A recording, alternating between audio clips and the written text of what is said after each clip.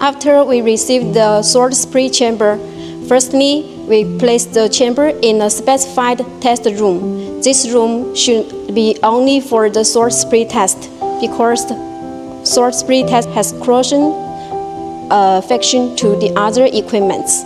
The floor of the test room should be flat, and the test room should have a good ventilation.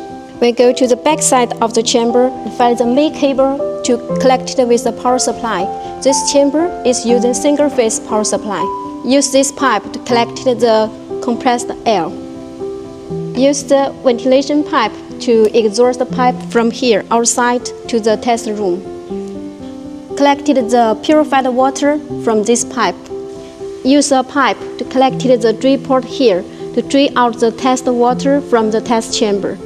Fill in the salt solution from here, and the water level should be higher than the float switch too. Fill in the chamber with purified water. The water level should be higher than the float switch. Place the V-shaped sample shelf here.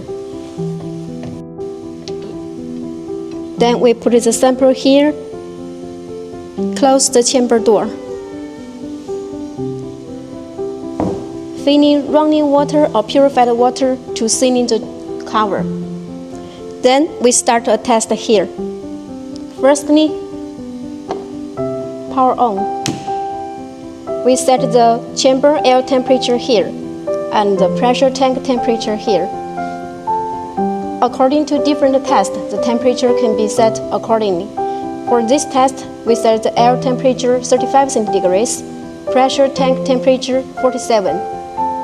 Now we set the test time.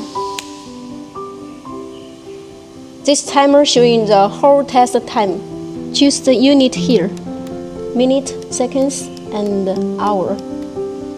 Now we set 16 hours. Then we press spray. And here for fixed value testing. Then we see the testing until the timing is running out. Press down to set program setting.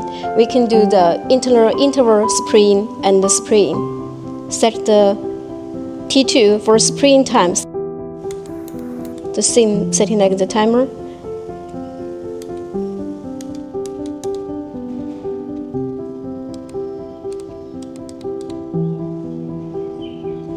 Okay. Then we press spray.